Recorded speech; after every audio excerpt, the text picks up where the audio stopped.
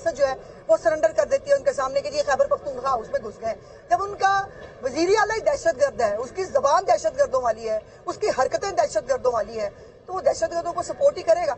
और सारे दहशतगर्द आपको जो है वो वहां से खैबर पख्तूनख्वा से मिलेंगे। मैं आज chief justice Lahore high court एक खातून भी हैं, वो इस केस को बहुत पैशनेटली देख भी रही हैं।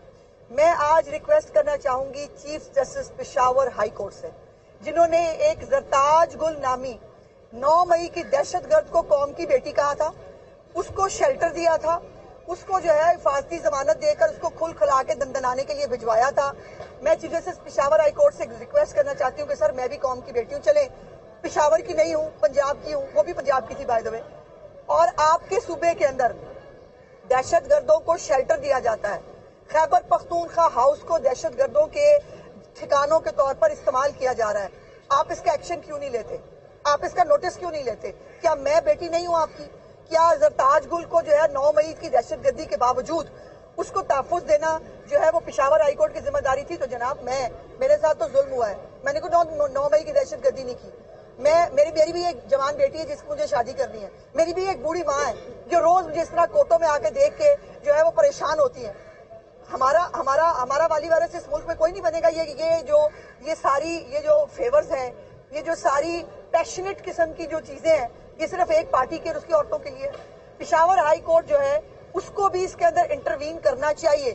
पेशावर हाई कोर्ट के चीफ जस्टिस साहब को रिपोर्ट मांगनी चाहिए कि जो लोग दहशतगर्द केपीके हाउस को इस्तेमाल कर रहे हैं या केपीके के अंदर शेल्टर लेके बैठे हैं, वो रियासत पाकिस्तान की खिदमत नहीं कर रहे, वो रियासत पाकिस्तान के साथ मजाक हो रहा है। अच्छा मैडम ये बता दें, अब यहाँ पंजाब में भी आपकी गवर्नमेंट है, फेडरल में भी आपकी गवर्नमेंट और मोहसिन नकवी साहब आपकी भी गवर्नमेंट है, उसके बावजूद आपको इंसाफ नहीं मिल रहा और FIA के सामने आप बेबस आज नजर आ रहे हैं।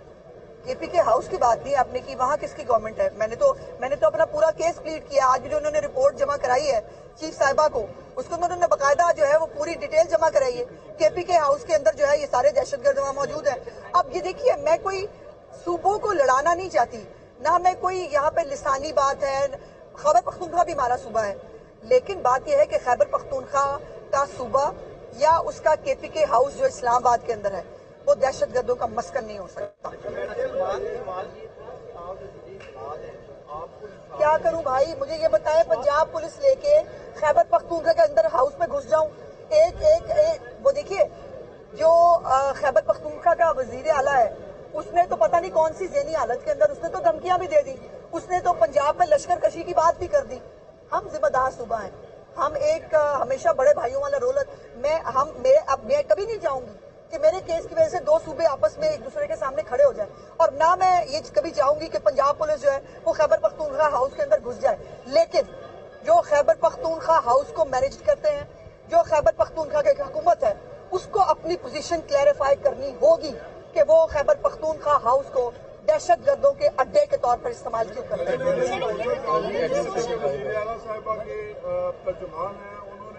कल अजहर सदीक को कपड़ नसीब किया दौरान प्रोग्राम, उसके हवाले से क्या कहेंगे? देखिए, नहीं होना चाहिए था, लेकिन अजहर सदीक साहब भी जो है अपनी जबान का कोई स्टॉपर रखें।